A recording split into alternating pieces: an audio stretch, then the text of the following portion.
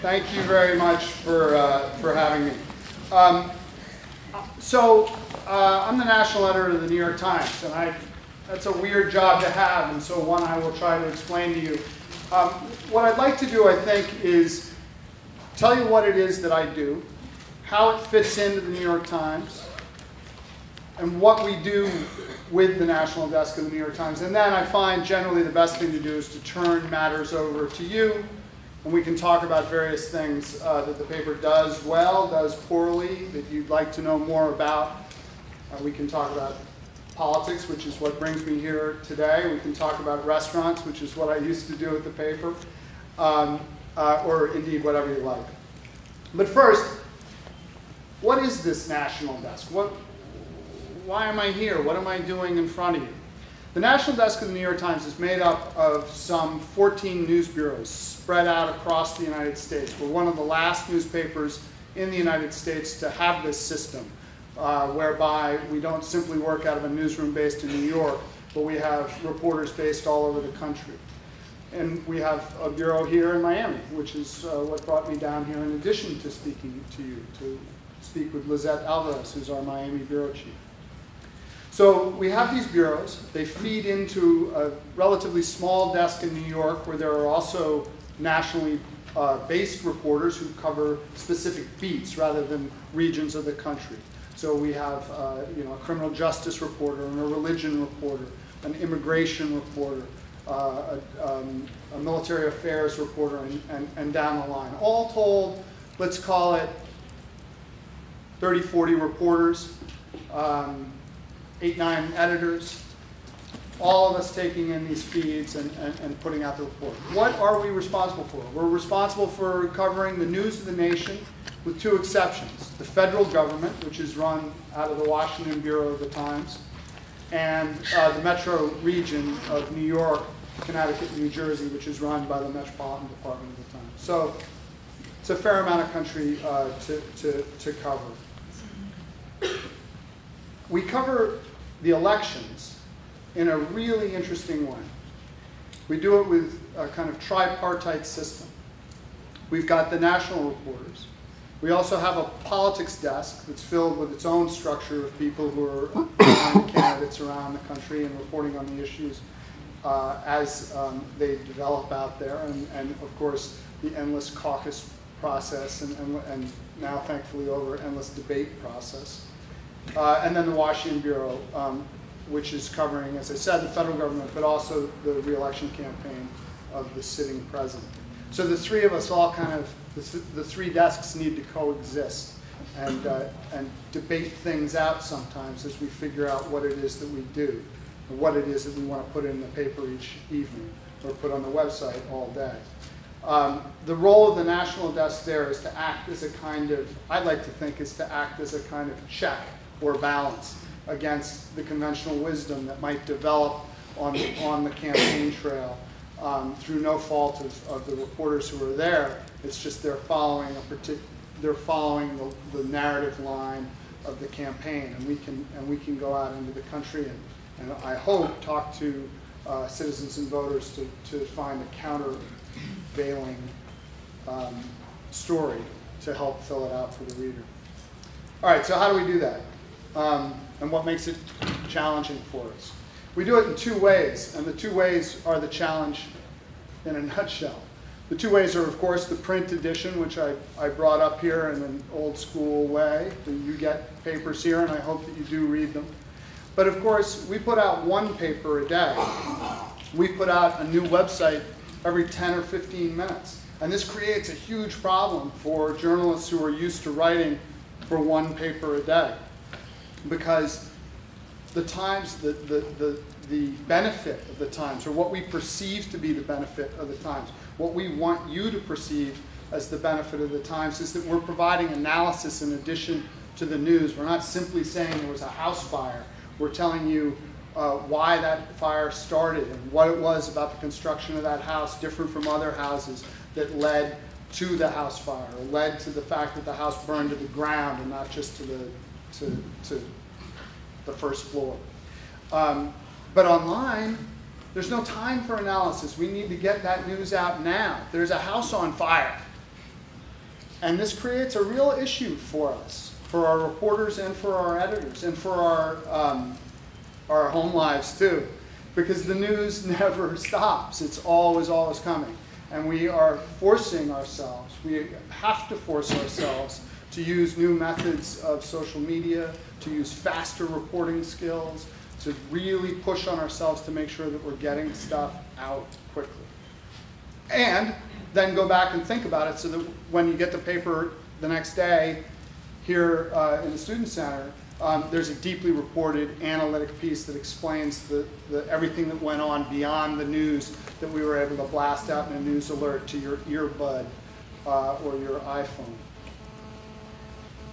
In doing that, we're doing it not just because, you know, we're addicted to news. We're doing it because this is how we make dough. This is our business. This is what we do. We gather information and we disseminate it. And we're doing that in an intensely competitive environment. It used to be that the competition was all just between newspapers, where, you know, it's just, I gotta beat the Herald, I gotta beat the Herald. Well, yeah, we do have to beat the Herald, but we also have to beat some guy in his underpants with a blog who's really wired in on a particular subject and is pushing stuff forward really quickly all the time. We have to beat the radio, we have to beat television, and most of all, that guy in the underpants. The web stuff is our significant challenge, figuring out how to harness the power of the internet to tell our stories faster, to tell them better, and most important, to tell them differently through the use of multimedia technologies, but also multimedia storytelling to our advantage.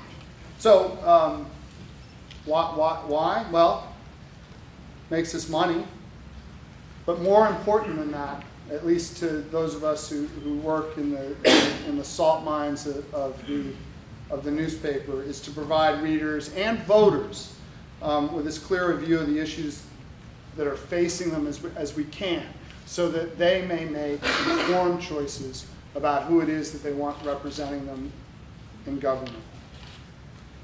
And that's the deal, right? So that's what I do all day, is work with these reporters and bullwhip these reporters sometimes to tell stories, to tell the news, but to do it fast, accurately, on new platforms that we haven't really always completely thought through, and relentlessly strive to get it right.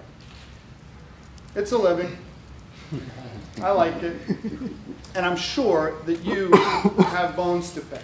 And I'm sure that you have questions to ask about how it is that we do this and why it is that we don't do it better or differently. And I really treasure that conversation. So I'm going to throw over to you the responsibility to ask tough questions, and I will endeavor, as an honest journalist, to answer them. So how about that? Long way from restaurant criticism to stand in front of you to talk about news, but I'm ready to do it. So let's open the floor. Oh, you want this one? There you go. So, pass the question. Come on. Just break the ice and we'll be off to the races. I believe that news nowadays always, in every paper and on TV, is a content. And I don't think we as audiences are really getting an even balanced look so that we can make our own decisions. I feel everything is so slated and done by commentary that we're really not able to, really make an educated decision. So I trust everyone heard the question. How do we deal with this commentary-rich world? Where is the straight poop news? Why is there always a spin on it? Why is there always that extra little bit of opinion wending its way in? I'd like really to lay the blame for that not on print journalism, although it happens in print journalism, but on television and the relentless appetite of the 24-hour news cycle that requires, whenever you turn on the television, that there be someone on MSNBC or CNN or Fox or any of the news channels talking about the missing girl or the coming election. And they end up doing it as a horse race or as an opinion divide. What do we make of what we just talked about making? And it becomes this kind of metaphysical circle that makes it, as you say, very difficult to make an informed decision that's not based on the opinion of the talking head you just heard from. So how do we get away with it? Get away from this?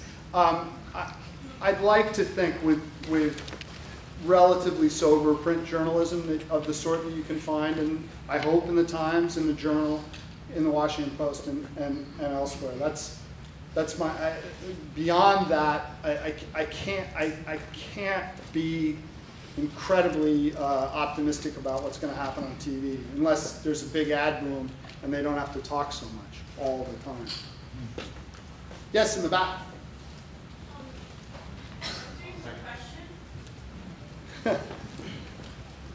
I'll tell jokes while we wait for the mic.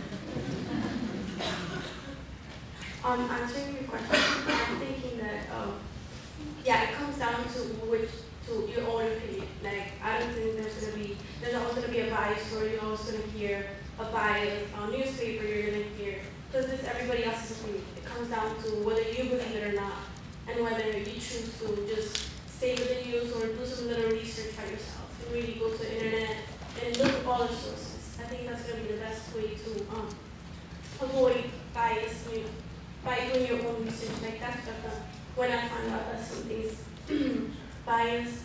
I go on the internet, I look for other sources to make sure that what I'm getting is really true or So do you see it from both sides? Yes, definitely. Because sometimes you don't get both sides. They'll show you just one. Yeah. And then it comes down to you. You have to find out which side best fits what you think and what really is happening. We got to be dangerous. I mean, we got to be careful about that. There's a danger in that. I completely agree with you. I really do.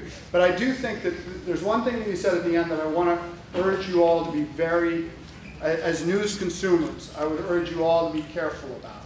And that is seeing an opinion or seeing what you perceive to be an opinion in a news story, or what you perceive to be a slant on a story, and then going to the internet or going to television or going to another source to find a slant that comforts your worldview or that agrees with you.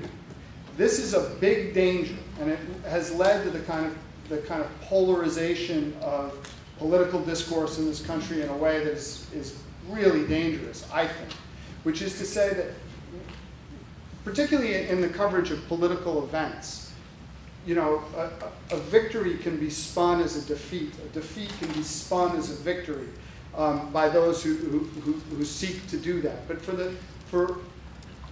for the reporting of that victory or of that defeat, if you disagree with the headline, you disagree with the outcome, a narrow victory for this candidate over that one. What do you mean narrow? It's a win. That's a win. It's important. And then to go and find the news source that cheerleads for what you already believe is a danger. I absolutely agree that we should be taking in as much news as we can so that we can come to our own decisions. But I really, really urge you not to look for, never to look to the media for things that you're just jackknifing your head to, like, oh yes, yes, testify, MSNBC, Fox, whatever it is. That's a danger. If you're amening the screen during a news broadcast, you need to change the channel.